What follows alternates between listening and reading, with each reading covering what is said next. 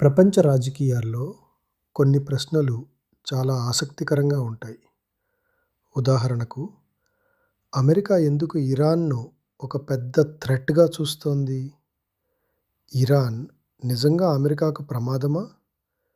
లేక ఇది మిడిల్ ఈస్ట్‌లో ఇన్‌ఫ్లూయెన్స్ కోసం జరుగుతున్న జియోపాలిటిక్స్ ఆటా?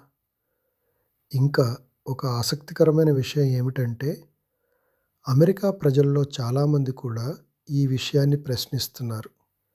అసలు నిజం ఏమిటి? ఈ వీడియోలో ఇరాన్ థ్రెట్ కథ, ఆయిల్ పాలిటిక్స్ మరియు అమెరికా ప్రజల అభిప్రాయం గురించి వివరంగా తెలుసుకుందాం. అమెరికా ఎక్కువగా చెప్పే కారణం Iran nuclear programme. Iran uranium enrichment చేస్తోంది. ఇది టెక్నికలీ న్యూక్లియర్ ఎనర్జీ కోసం కూడా ఉపయోగపడొచ్చు. కానీ అమెరికా మరియు పాశ్చాత్య దేశాలు ఇది చివరికి న్యూక్లియర్ వెపన్స్ తయారీకి దారితీస్తుందని అనుమానిస్తున్నాయి.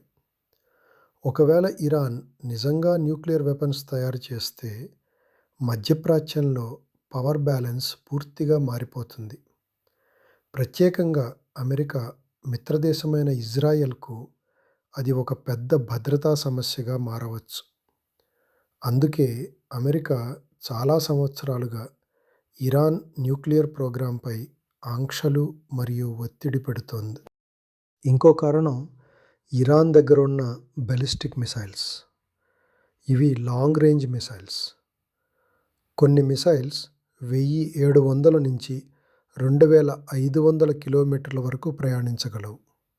అంటే ఇజ్రాయెల్ మాత్రమే కాదు, మధ్యప్రాచ్యంలో ఉన్న అమెరికా మిలిటరీ బేసెస్ కూడా ఈ మిసైల్స్ పరిధిలోకి వస్తాయి. మూడో అంశం ఇరాన్ ప్రాంతీయ ప్రభావం. అమెరికా చెబుతున్నది ఏమిటంటే, ఇరాన్ కొన్ని ఆర్మ్డ్ గ్రూప్స్కు సపోర్ట్ ఇస్తోంది. ఉదాహరణకు హిజ్బుల్లా, హమాస్ మరియు యెమెన్లోని హూతీ గ్రూప్స్. అమెరికా దృష్టిలో ఇవి ఇరాన్కు సంబంధించిన ప్రాక్సీ ఫోర్సెస్గా భావించబడుతున్నాయి. ఈ గ్రూప్స్ ద్వారా ఇరాన్ తన ఇన్ఫ్లుయెన్స్ను మిడిల్ ఈస్ట్లో పెంచుకుంటోంది అని అమెరికా అధికారులు అంటున్నారు. మధ్యప్రాచ్యంలో అమెరికాకు చాలా మిలిటరీ బేసెస్ ఉన్నాయి. ఉదాహరణకు ఇరాక్, కువైత్, ఖతార్, బహ్రెయిన్. ఈ ప్రాంతాల్లో వేలాది అమెరికా సైనికులు ఉంటారు. కాబట్టి ఈ ప్రాంతాల్లో టెన్షన్ పెరిగితే వారి భద్రత కూడా ఒక పెద్ద విషయం అవుతుంది. ఇంకో చాలా కీలకమైన అంశం స్ట్రెయిట్ ఆఫ్ హార్మూజ్. ఇది ప్రపంచంలో అత్యంత ముఖ్యమైన ఆయిల్ షిప్పింగ్ రూట్. ప్రపంచ ఆయిల్లో సుమారు 20% ఈ మార్గం ద్వారా వెళుతుంది. అంటే ప్రపంచ ఎకానమీకి ఇది చాలా కీలకమైన మార్గం. ఒకవేళ ఈ ప్రాంతంలో కాన్ఫ్లిక్ట్ పెరిగితే ఆయిల్ సప్లైపై వెంటనే ప్రభావం పడుతుంది. దాని ఫలితంగా గ్లోబల్ ఆయిల్ ప్రైజెస్ కూడా పెరగవచ్చు. ఇక్కడ మరో ఆసక్తికరమైన విషయం ఉంది. మధ్యప్రాచ్య రాజకీయాలను అర్థం చేసుకోవాలంటే ఆయిల్ అనే అంశాన్ని తప్పకుండా చూడాలి. ఇరాన్ ప్రపంచంలో అత్యధిక ఆయిల్ రిజర్వ్స్ ఉన్న దేశాల్లో ఒకటి. అదే సమయంలో ఇరాన్ దగ్గరే ఉంది స్ట్రెయిట్ ఆఫ్ హార్మూజ్. ఈ మార్గం ద్వారా రోజుకు కోట్ల బారెళ్ల ఆయిల్ ప్రపంచానికి రవాణా అవుతుంది. కాబట్టి ఈ ప్రాంతంలో ఇన్ఫ్లుయెన్స్ ఉండటం ప్రపంచ ఎనర్జీ మార్కెట్స్పై కూడా ప్రభావం చూపిస్తుంది. కొంతమంది జియోపాలిటిక్స్ విశ్లేషకులు ఇంకో కోణం కూడా చెబుతున్నారు. మధ్యప్రాచ్యంలో ఇన్ఫ్లుయెన్స్ పెంచుకోవటం ద్వారా energy supply security, oil routes protection, global oil మార్కెట్స్పై ప్రభావం ఇవి పెరుగుతాయి అని. అందుకే అమెరికా ఈ ప్రాంతంలో డికేడ్స్ నుంచి స్ట్రాంగ్ మిలిటరీ ప్రెజెన్స్ ఉంచుతోంది. కానీ ఒక విషయం గుర్తుంచుకోవాలి.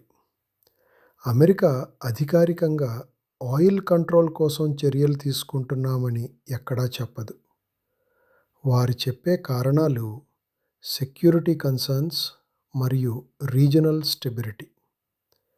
కానీ జియోపాలిటిక్స్లో ఎనర్జీ రిసోర్సెస్ కూడా ఒక ముఖ్యమైన ఫ్యాక్టర్ అని చాలా అనలిస్ట్స్ భావిస్తున్నారు. ఇక్కడ ఒక ముఖ్యమైన విషయం ఉంది. ఇరాన్ నుంచి అమెరికా మెయిన్‌ల్యాండ్‌పై డైరెక్ట్ మిలిటరీ అటాక్ చేసే పరిస్థితి ప్రస్తుతం కనిపించడం లేదు అని చాలామంది విశ్లేషకులు చెబుతున్నారు. అంటే థ్రెట్ అనేది ఎక్కువగా రీజనల్ సెక్యూరిటీ మరియు జియోపాలిటిక్స్‌కు సంబంధించినది. ఇక్కడే ఒక ఆసక్తికర విషయం ఉంది. అమెరికా ప్రజలందరూ ఈ విధానాన్ని మద్దతు ఇవ్వటం లేదు. కొన్ని తాజా ఒపీనియన్ పోల్స్ ప్రకారం చాలామంది అమెరికన్లు ఇరాన్పై సైనిక చర్యకు వ్యతిరేకంగా ఉన్నారు. ఒక సర్వే ప్రకారం సుమారు 56% అమెరికన్లు ఇరాన్పై యుద్ధానికి వ్యతిరేకంగా ఉన్నారు. మరొక పోల్ ప్రకారం దాదాపు 59% మంది ఇలాంటి చర్యలు పరిస్థితిని ఇంకా పెద్ద కాన్ఫ్లిక్ట్గా మార్చవచ్చని భావిస్తున్నారు. చాలామంది అమెరికన్లు ఇలా ప్రశ్నిస్తున్నారు, ఈ యుద్ధం నిజంగా అవసరమా? దీనివల్ల అమెరికా సైనికుల ప్రాణాలు ప్రమాదంలో పడతాయా?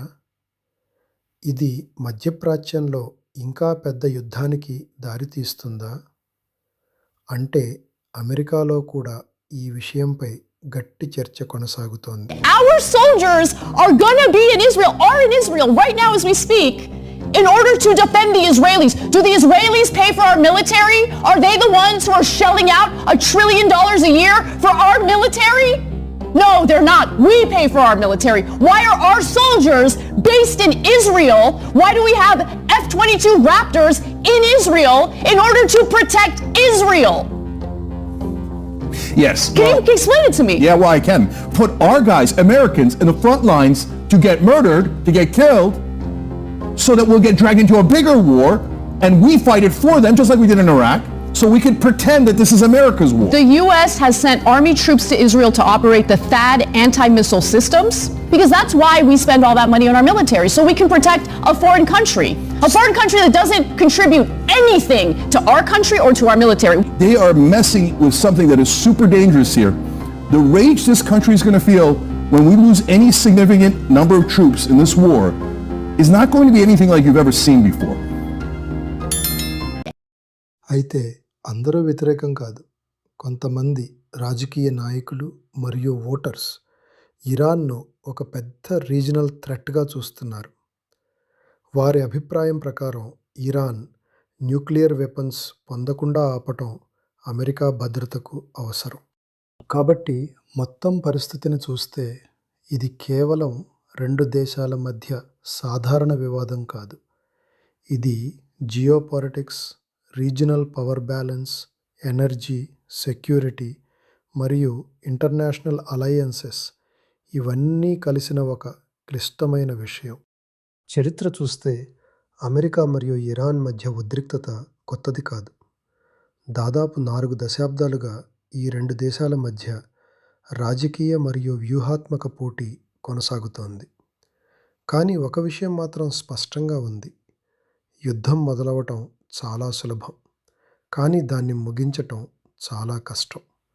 అందుకే ప్రపంచంలోని చాలా దేశాలు ఈ పరిస్థితి మరింత ఉద్రిక్తంగా మారకుండా డిప్లొమాటిక్ సొల్యూషన్ కోసం ఎదురు చూస్తున్నాయి. మధ్యప్రాచ్య రాజకీయాలను అర్థం చేసుకోవాలంటే ఒక విషయం గుర్తుంచుకోవాలి. ఆయిల్ ఉన్నత చోటే ప్రపంచ రాజకీయాలు ఎక్కువగా కనిపిస్తాయి. వీడియో నచ్చితే లైక్ కొట్టండి, మీ ఫ్రెండ్స్ అందరికీ షేర్ చేయండి. ఇంకా ఇలాంటి కంటెంట్ కోసం ఛానల్ని సబ్స్క్రైబ్ చేసి బెల్ ఐకాన్ ప్రెస్ చేయడం మర్చిపోకండి.